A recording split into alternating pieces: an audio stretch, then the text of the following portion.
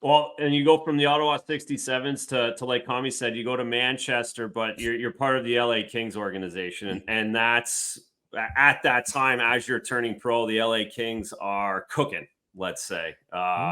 As good of an organization in the league, as good of leaders on the team as it gets. Talk about what it was like going from Manchester, scoring a bunch of goals, playing some games, and then jumping in that first full year in the NHL to that team and that place. Yeah, I think personally going to LA was the best thing for me. It was a real wake up call. I always got by on just like the skill and being able to score goals. And once I got to LA with Daryl Sutter and Dean Lombardi, they made it real clear that wasn't going to be the case anymore. And then, like you said, you look at the guys that I was basically competing for ice time against. It was Dustin Brown, Justin Williams, Karch was playing wing sometimes. The team they were stacked coming off of winning the Stanley Cup, and I think it was one of those things where it made me work even harder. And once I finally got the chance, it was awesome because Daryl treated us really well, and so did Dean, and we were like their kids. So being able to crack that lineup and win the cup my first year, very grateful. And I'm starting to realize that it's not as easy as it seemed that first year, Yeah, just you kind of touched on it a little bit because you ended up having, and I think, well, I'll go off what you just said that you liked him, and I liked him as well. But yeah, being young with Daryl Sutter, and then you had him later also in Calgary, and you excelled under him there in Calgary as well. Like, were there any differences on how he treated you, from being a rookie and then later in Calgary, or was it all pretty much the same, very similar? I think when I got called up, I was up and down a few times, but I was up and I think they announced that I was like the rookie of the year or whatever in the minors, and he pulled me aside on the ice and he looked at me, and I'm pretty sure that I was in my own color of my jersey too. Like they had like first line, second, third, fourth. So it was like, say, like silver, yellow, blue, and whatever. And I was like orange by myself, but not injured, nothing. And so clearly, calling me out, like not in a good way, because I wasn't playing well when I was called up. And I think he pulled me aside and he kind of gave me the, hey, congrats. So you want to be an AHL All-Star for the rest of your career, or do you want to play some NHL games here? And I was like, like a backhanded compliment, But, right, yeah. But those are the things that I really remember and made me a better player. And going back to play with him again in Calgary, it was a lot of the stuff in the video sessions were very similar, but so I got to laugh a little bit more this time, where the first time it was usually me getting roasted. Go ahead, Seaball. Okay, well, it's funny. You look at the journey. What did you, it's funny. We just had Brent Sopel on a couple of episodes ago and talking about his day with the Cup. But what'd you do with your day with the Cup?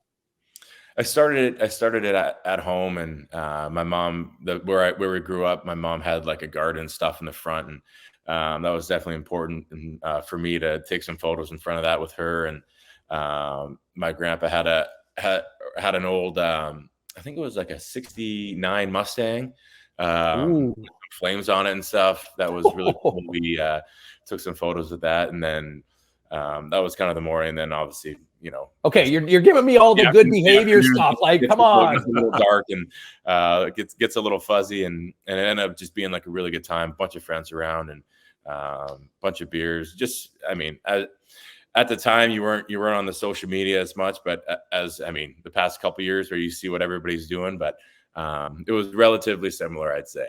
Well, do you go to others Stanley Cup parties? Like, is it depend on geographical location, or like how many of those parties would you go to over the course of the summer? Kami, I guess, like, you went to Brenda Moore's, I think, right? Didn't you? Like, I'd be curious. I think I still have the record, to be honest. That's what Mike Wolf told me. Kami was how many with the Cup. He was I was at 13 of them. You were just flying around with the Cup. I was almost. Phil Pritchard, the new Phil Pritchard. Everyone in North America. I had to draw the line on Europe. I'm like, I can't go.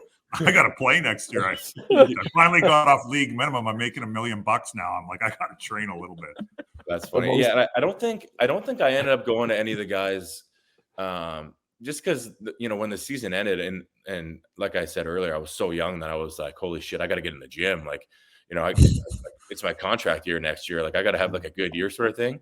So for the most part, I didn't. But it was funny when Washington won. What was that, like 3 or 4 years after we won?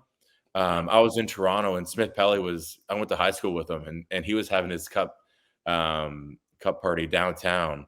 And one of my buddies texted me saying, "Hey, are you in Toronto?" Because I was usually spending my time out in LA. I was like, "Yeah, no, I'm in Toronto to see my parents, blah, blah, blah." And they're like, "Devo's having the party like at this location." I'm like, I was literally around the corner. I'm like, "Oh, I gotta go." So I ended up going to his, and it was funny. Like, got to see all like my high school friends that I used to hang out with all the time, and his parents that we were really close with, because I played minor hockey with them too. So I mean, we were pretty good. We were pretty close, and it was funny and weird because I'm going there and he's having his cup party, with winning with Washington, and I'm there drinking out of the cup, and I'm like, I think as I was leaving, I was like, just let me lift it one time, and he goes, "Oh yeah." He's like, just get it over with. Like this is my day. Like joking. And I mean, he let me and everything, but that was the only other time I think I went to a cup party, to be honest. I mean, your name's on it, so I mean, at least you guys have every right to live. Invited every single one of them, as far as I'm concerned. Absolutely. Exactly. You I was grab like, that thing whenever you want. would grab it right out of the Hall of Fame if you want. Exactly. All of his buddies were like in line, waiting to drink out of the cup sort of thing. No lines. No, I was waiting in the line too. I was like, I'm like, it's his day. Like all of our friends are drinking. I was like, hey, can I have a sip now? He's like, what are you doing? That cup's 10 years ago now, huh? Like that, you're talking about how time flies. How's the league different from when you came into the league as a young guy with those veteran guys in LA to what it is now, and now you being on the other side in San Jose? I want to say the league's kind of changed like almost twice. I think so. When I first came, it was like you had one or two kind of puck moving defensemen, and the rest it's like it's kind of a grind to get to the net. It was like, I don't want to say it was like the old school rules, from I want to say like 5-10 years before me, but it was relatively similar in my opinion. And then it got heavy again, right, Tyler? Like when you guys you guys were a heavy team. When I came in, and then it went, Chicago was a little, more skilled, and they played kind of more of the possession game. So a lot of teams went in that direction. And then I'll be honest, it's kind of like going heavier again right now, in my opinion. Obviously the rules, there's still so many penalties and all that, but it's definitely kind of leaning back towards, the defensemen are playing a little bit harder than in the middle of my career. And in my opinion, that's the best type of hockey. And that's, that's the playoff style that, when I came in the league, that's how it was.